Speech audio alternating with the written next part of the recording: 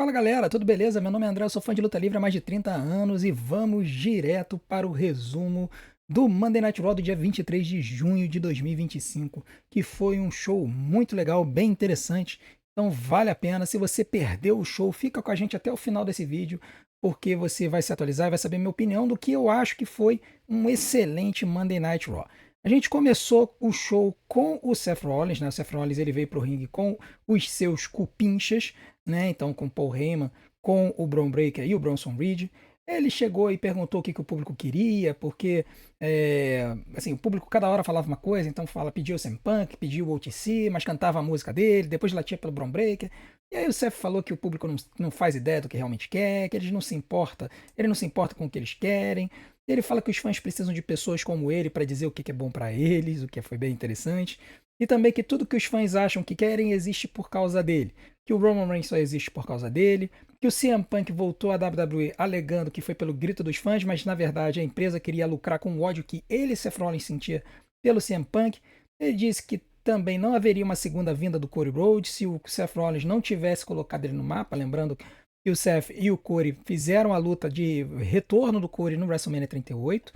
Ele relembra que foi o primeiro campeão mundial peso pesado e o primeiro campeão da NXT, e que essas conquistas existem porque ele as criou à sua imagem, né? Então essa visão egocêntrica aí do Seth Rollins apontando que o mundo gira ao redor dele, como todo bom vilão faz.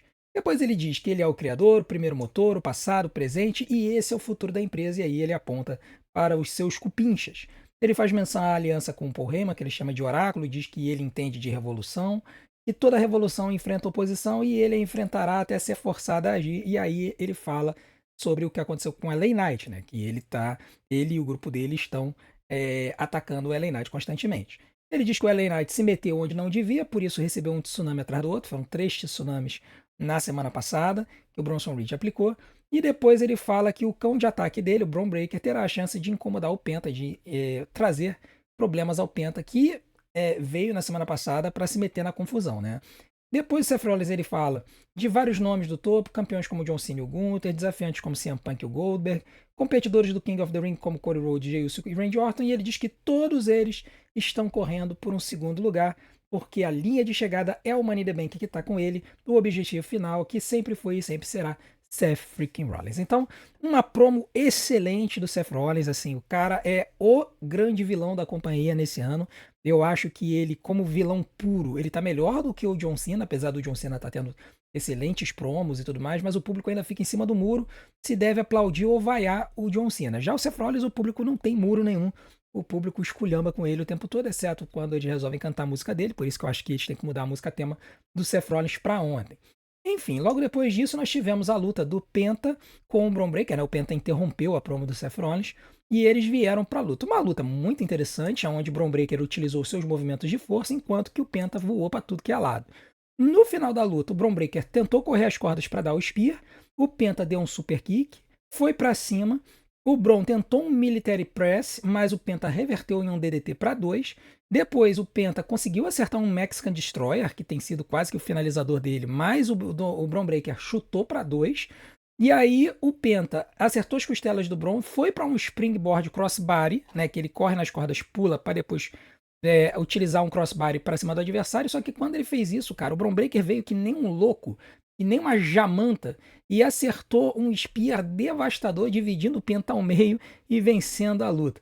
Então, vitória do Bron Breakker, foi uma luta de 15 minutos, muito boa.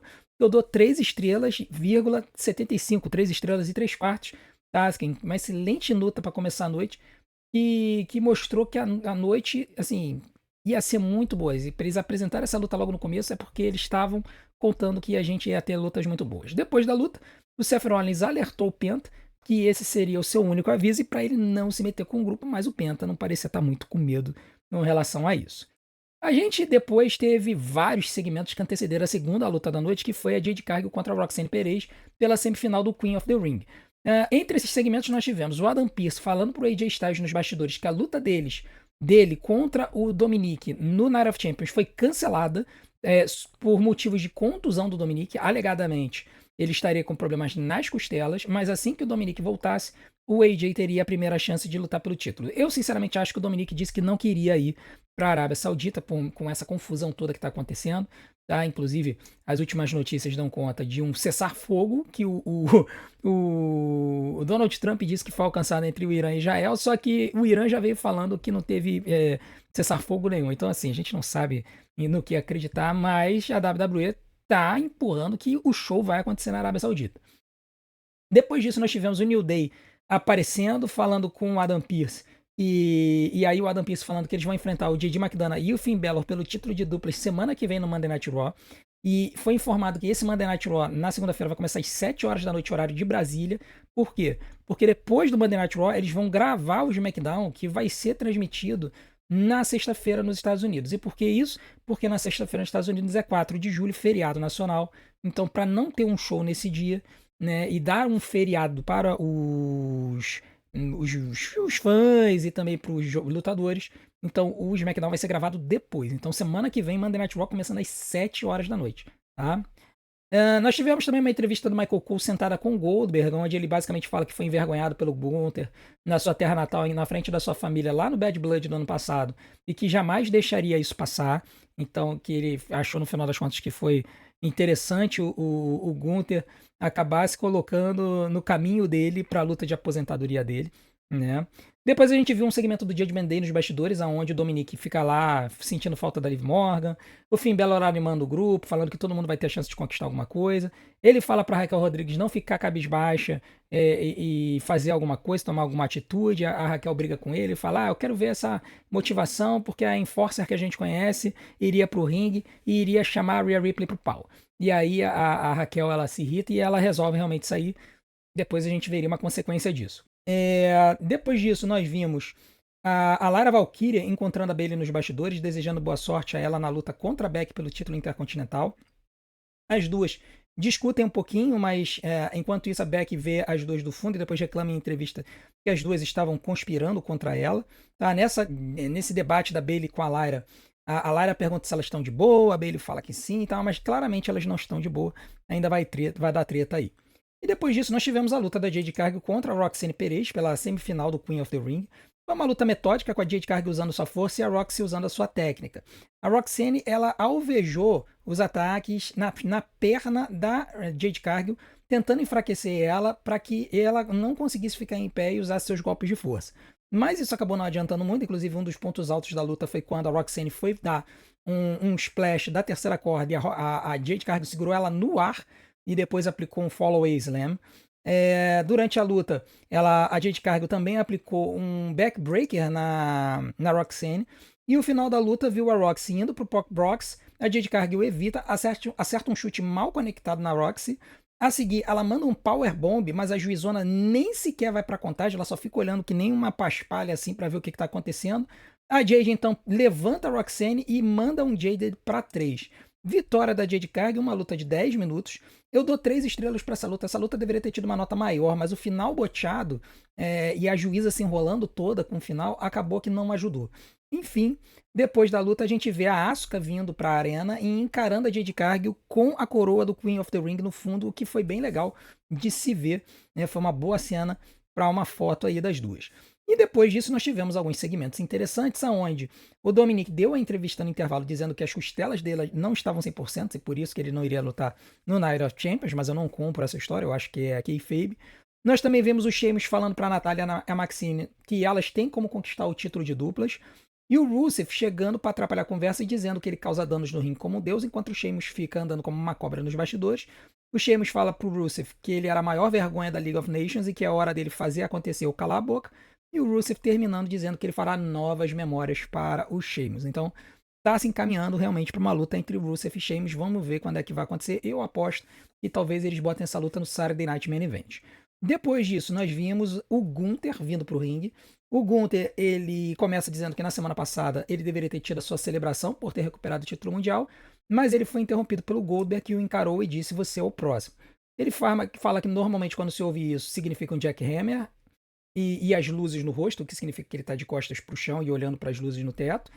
E ele reconhece que o Goldberg foi o homem mais destrutivo da sua geração. Mas ele lembra que não estamos mais em 1999, sim em 2025. O Gunther se declara o melhor lutador profissional da empresa e o título mundial em sua cintura prova isso.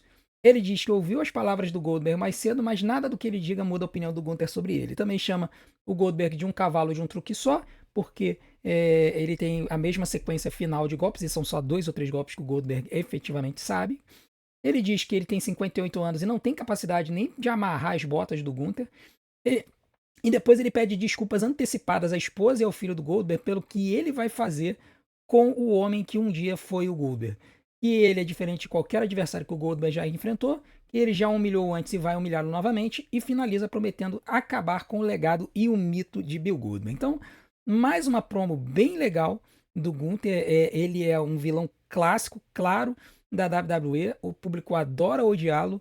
E o Gunther, ele tem essa aura e essa capacidade de fazer parecer que ele realmente é um cara perigoso. Então, meus parabéns pro Gunther. Tá vendendo bem a luta. Eu não acho que vai ser uma luta rápida, mas eu espero que seja uma luta boa, carregada pelo Gunther. Talvez uma luta em que os dois se espanquem pela arena. Vai ser bem legal. Depois disso, nós tivemos uma luta da Becky Lynch contra a Bayley pelo campeonato intercontinental. Mas antes dessa luta, teve um segmento interessante que o Sami Zayn estava sendo entrevistado pela Jackie Redman. E aí, nessa entrevista, quando ele ia falar sobre como é que ele se sentiu depois de perder a semifinal do King of the Ring, o Karrion Kross apareceu e diz que avisou o Sami que ele não conseguiria bater o Orton e que ele nunca será campeão mundial. O Sami começa a falar ok, mas aí ele se vira e dá um soco no Karrion Kross, dizendo que ele foi falar com Adam Pearce e que ele pediu uma luta entre eles. Essa luta é oficial e vai acontecer no Night of Champions, para a alegria do povo árabe, né? O Sami Zayn é árabe, então ele vai lá, vai lutar para o seu povo contra o Karrion Kross. Ele sai e aí o Karrion ri para Scarlett dizendo: peguei ele. Então finalmente a galera que é fã do Karrion Kross terá a oportunidade de vê-lo no ringue. Eu só não sei se ele vai derrotar o Sami Zayn, né? Ainda mais com o Sami lutando na terra da religião dele e tudo mais. Não sei o que vai acontecer aí não. Mas enfim, depois disso a gente teve a luta da Becky Lynch com a Bayley. Foi uma ótima luta entre as duas lutadoras, poucos momentos de lentidão. As duas se revertendo várias vezes o finalizador uma da outra, mostrando que uma se conhece muito bem com relação à outra. No início a Becky apanhou bastante, mas depois ela equilibrou as ações. Nessa troca de finalizadores teve um momento bem legal que foi a Bayley aplicando um Manhandle Slam na Becky Lynch. A Becky saltou alto pra caramba pra tomar esse Manhandle Slam, vendendo o golpe, mas apenas caindo pra 2. E aí, mais pra frente da luta, mais pro final, o que aconteceu? A Becky Lynch jogou a Bayley por cima da mesa dos comentaristas e enterrou ela em cadeiras. Ela jogou as 2 cadeiras dos comentaristas, pegou um monte de cadeira de metal, jogou em cima da Bayley. Pra quê? Pra que a Bayley não conseguisse se levantar e perdesse por count-out, porque manteria o título com a Becky Lynch. Só que a Lyra Valkyria resolveu aparecer e aí ela limpou as cadeiras de cima da Bayley e levou ela para ela voltar pro ringue, né? Só que enquanto ela estava se levantando, a Becky Lynch começou a discutir, a Lyra subiu no apron, começou a discutir com a Becky. A Bayley se irritou, puxou a Lyra do apron, porque a Becky estava pedindo para a Lyra dar um soco nela, porque isso causaria uma desclassificação e a Becky manteria o título. A Bayley puxa a Lyra do apron, tira ela do caminho, a Becky vai na corda e dá um baseball slide que acaba acertando a Lyra. A Bayley sai da frente e o baseball slide acerta a Lyra. A Bayley pega a Becky e começa a estraçalhar com ela. Joga ela na mesa dos comentaristas, joga ela no poste, joga ela na barricada. E aí a Bayley jogou a Becky de volta pro ringue pra mandar o elbow drop dela. Só que quando ela foi mandar o elbow drop, a Lyra simplesmente invadiu o ringue, surtou e começou a atacar a Becky Lynch, o que acabou causando uma das desclassificações mais idiotas que eu já vi na minha vida.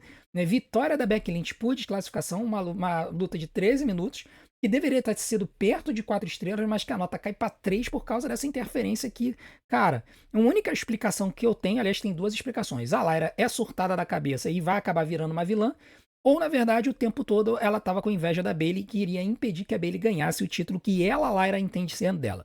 Se essa história toda carregada for levar para um heel turn da Lyra Valkyria, eu não me importo nem um pouquinho, e aí eu vou entender essa interferência, e pode ser até que no futuro eu fale que essa tenha sido uma excelente luta.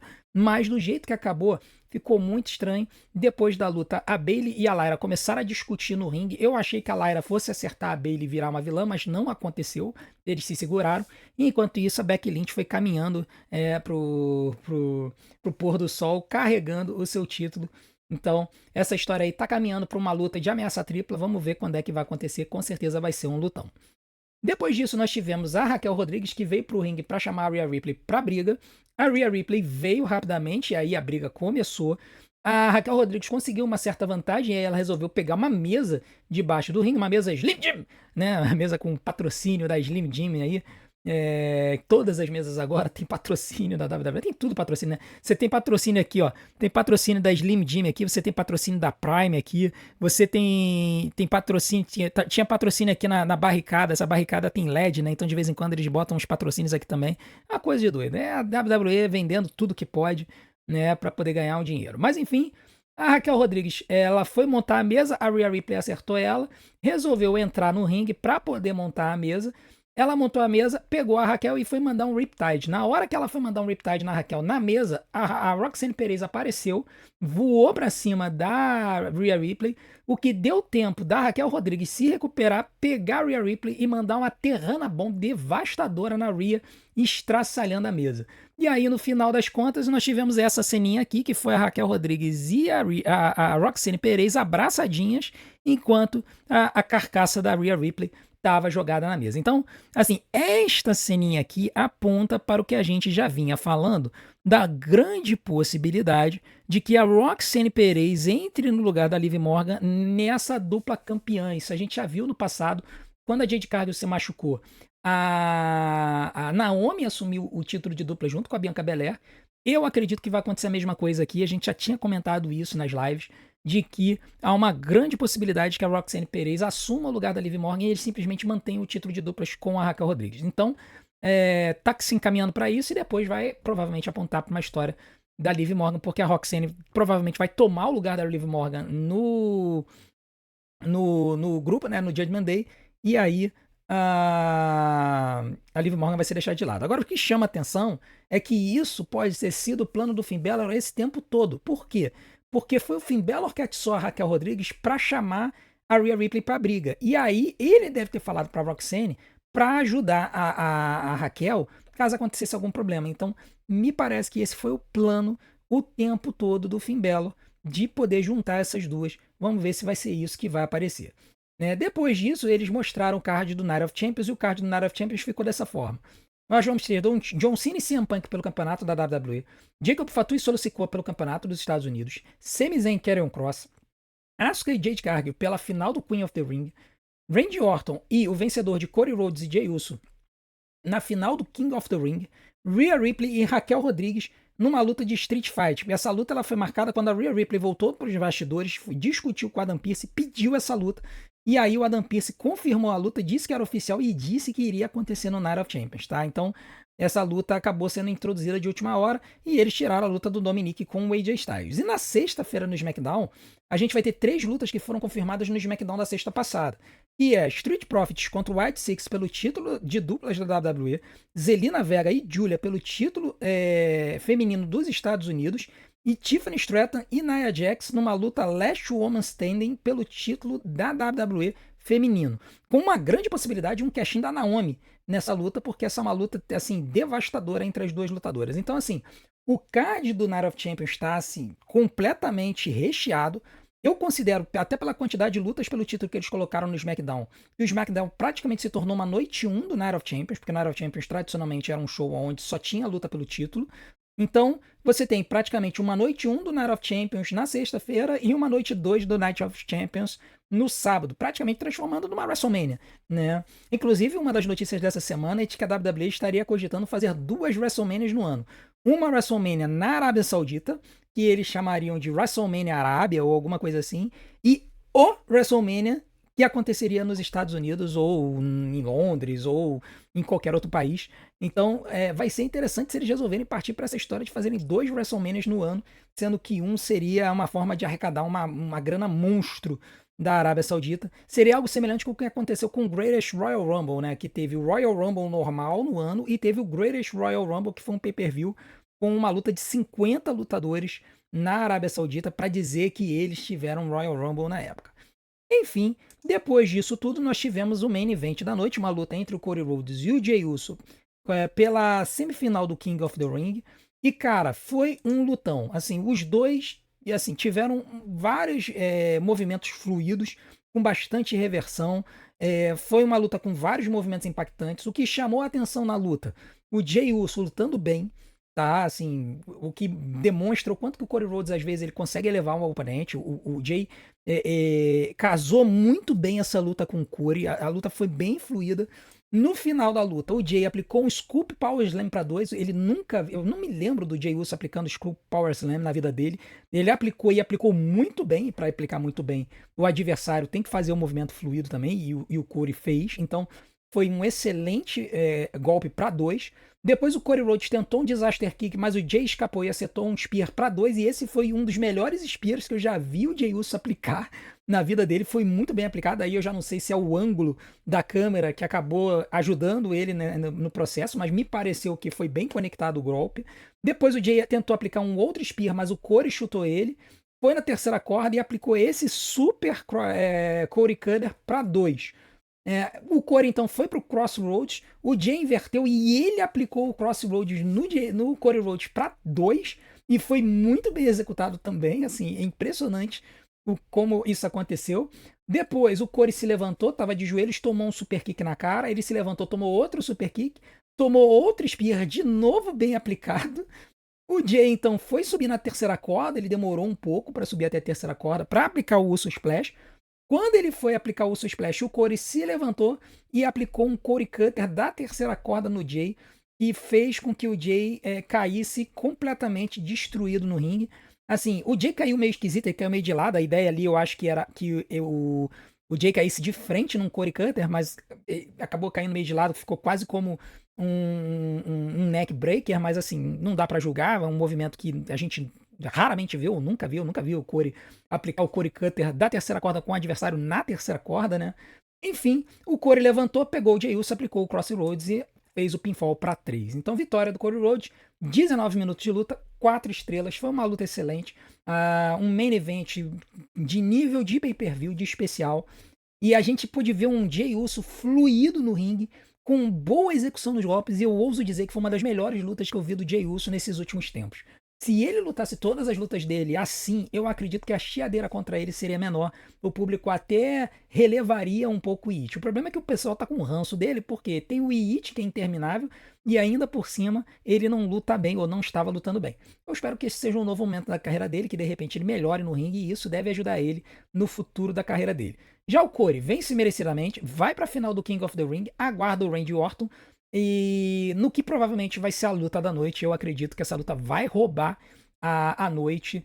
Não acho que vai ser Cena e CM Punk, eu acho que Corey e Randy Orton vai ser a luta da noite. Tá? A nota do show pra mim foi uma nota 8. No início, durante a live, eu tinha dado 7,5, porque eu achava que não, o SmackDown deveria ter sido considerado melhor. Mas pensando bem, na verdade, o SmackDown dessa última sexta-feira, ele foi um show mediano que teve uma pipe bomb antológica do Cena no final.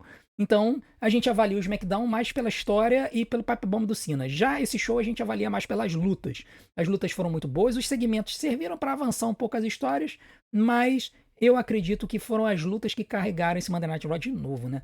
Monday Night Raw com luta boa praticamente toda semana acontece. Semana passada não aconteceu, foi um show ruim, mas essa semana eles se redimiram e mandaram um showzaço. Nota 8, então, show de bola. Foi realmente um Monday Night Raw excelente. Para essa semana, eu já deixo bem claro que a gente, na sexta-feira, vai fazer uma live diferenciada. A gente não tem como fazer a live às 2 da tarde. Tanto o SmackDown quanto o Night of Champions vão acontecer às 2 horas da tarde. E não tem como eu fazer live na sexta-feira, 2 horas da tarde, porque eu vou estar trabalhando. Então nós vamos fazer uma coisa que a gente fez durante o período pré-WrestleMania, né? A maioria de vocês não acompanhava o nosso canal na época. A gente fez lives que a gente chamava de live CLT, onde a gente abria uma live 8 horas da noite e botava o vídeo gravado do show para a gente poder acompanhar junto. Então, nessa sexta-feira, às 8 horas da noite, eu vou botar o vídeo gravado do SmackDown e nós iremos assistir. Se você vier assistir com a gente e já tiver assistido o show, por favor, não mande spoilers. Nós não tivemos problema de spoilers quando a gente fez as lives CLT no período antes da WrestleMania. Eu espero que vocês respeitem isso e assistam como se estivessem assistindo pela primeira vez. Por que isso? Porque isso vai ajudar aquela galera que trabalha e não vai ter condições de assistir o SmackDown ao vivo na sexta a poder desfrutar do show como se ele estivesse sendo realizado pela primeira vez. Beleza? Então, desde já, eu conto com a sua presença às 8 da noite na sexta-feira para a nossa live do SmackDown.